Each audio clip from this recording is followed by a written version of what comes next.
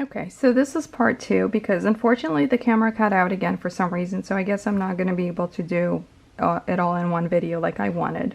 But anyways, I left off with us getting back to Paris and staying at Home Moderne Hotel.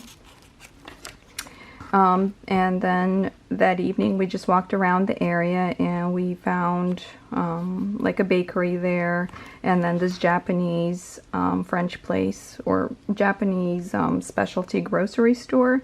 So everything was either in Japanese or French, so we didn't really buy much there because we didn't know what any of it was.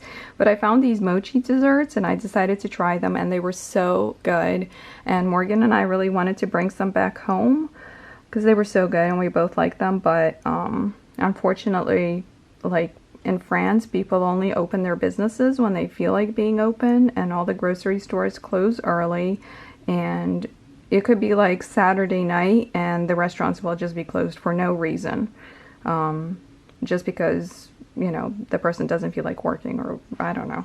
I'm not really sure how it goes, but anyways, we never did find that place to be open again. Then the following day was Friday, and I decided to add Musée d'Orsay to our trip, just because, you know, it seemed to be a shame to have a free day and not go to that museum.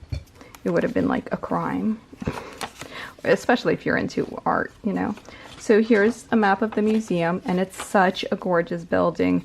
It used to be an old train station, and they converted it to a museum, and it's very, very beautiful there. And it has all this impressionist artwork there, which impressionists are not my favorite, but I really love that museum anyways. And then afterwards, since, you know, we didn't make it to Notre Dame in the beginning of the trip like I wanted, we walked to Notre Dame from Musée d'Orsay that day. So here's Notre Dame, and we went inside obviously just to see it. And then outside there were like, I just did journaling here. Outside there were like, I don't know, dozens of pigeons. And they all just kind of, here's Dexter with like 3 pigeons on top of him. One on his head, one and 2 on his arms. And here's Morgan holding one. See, like the camera's really, I mean, the printer's really good. If you can kind of, let me see if I can make it focus. You can see his face really good and everything. Yeah, look, that's a really good photo.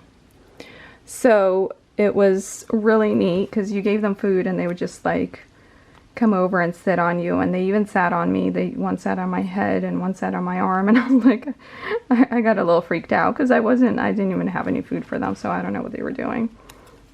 But the kids had a lot of fun with that. And then we got takeout from this sushi place that was on the same street as our hotel, and the kids got takeout from the Italian place that was there. So it was really good. Then the following day, I decided to do Versailles that Saturday, so I changed the plan again a little bit because I realized that they only have the musical fountains on Saturdays, Sundays, and Tuesdays. So the only way for us to have seen the musical fountains was to go on Saturday. So first you get a tour of the palace inside, and you get to see the Hall of Mirrors, of course. And then we were in the gardens, and I got the tickets. You get separate tickets to see the gardens and the musical fountains and just the gorgeous fountains. And we walked around the gardens, and I'm surprised Dexter was able to keep up because we walked around there for at least 3 hours. So it was just so beautiful there. We ate Angelina there. And here's a map of Versailles.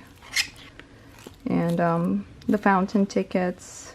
And I don't have the tickets for Versailles because they were digital. I got a lot of the tickets on my phone, and now in Europe you can get stuff scanned just like in US, so that was kind of cool.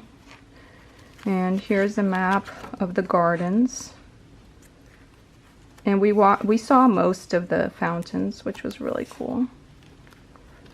And a pamphlet that was for the Hall of Mirrors, and then another pamphlet about the musical fountain show. It actually opens up this way, so I glued it in, but you can open the whole thing.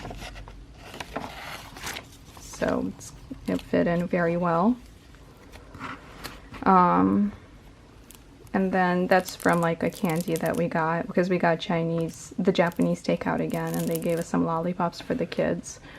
So it's hard to see, but it's European looking, so I added it in. And then the next day we packed in the morning, and this is a map of Paris from that hotel that we were staying at. All the hotels we stayed at, I think except the Brussels one, gave us maps of the city. So if you're going to Europe, you don't need to get one ahead of time, really. So I added that in with the pocket. And then the next day that morning we packed, and then we made our way to the airport. And we ended up just taking Uber everywhere we wanted to go. We just called Uber for everything. And we even got Uber to take us to the airport, and we didn't even bother with the trains because really it comes out to be either the same price or cheaper. Especially if you're a family of 4, instead of paying for 4 tickets, you can pay for 1 car. So that's just some planning I was doing of like the different things we would do and when things were open. And that's like the original planning that I did of the trip. And that's our insurance that I had purchased. We had insurance. And then this is some things I filled out. The top 10 memories of things that were the best: the Eiffel Tower, the Louvre, flower carpet at Grand Place, Gravenstein Castle, that was in Ghent, the Bruges cruise, Anne Frank's house, feeding the swans on our boathouse, Madame Tussauds, pigeons at Notre Dame, and Versailles Gardens. And I journaled about what great weather we had, and journaled about Madame Tussauds because that was like so fun. And this is kind of an extra. I don't know why that's in there. And the most memorable lodging was the Amsterdam boathouse. We had the whole boat to ourselves. It was a 1-bedroom, so the kids had their own room and we had our own room, and we had the deck, and the whole thing was to ourselves. So it was really neat. It was just a really fun experience. And that was just actually a tag with my information in case we lost it, in case I lost this notebook for somebody to return it. And these are little vellum pockets I cut up to include coins from the trip. This is, I think, 1 penny, and this is 2 pennies. And that's from our luggage. And just some stickers from Anne Frank's house, and from Angelina's, and from a bakery we went to. So that's about it. And so I hope you enjoyed this flip through. And like I said, it's a completed insert. I used up all the pages. I actually wouldn't have minded having more pages because I had more I could have added. But I was going to add it to like a scrapbook I was going to do about the trip and just slip that in there. But now it's gotten so thick that it's basically a scrapbook in its own. So I'm just going to hold it closed with this hair tie, or I'll call it a lace band. And it's just going to be, it's ready. It's all done. It's ready to go. So the only thing I kind of wish I had more time was to include more paintings, because I liked, you know, having the couple of paintings I did make. But oh well, what are you gonna do, you know? I did the best I could, and we had a great time. So thank you for watching, and I have a few more videos I'm going to be making soon, so definitely check back in every now and then. Thanks guys, bye.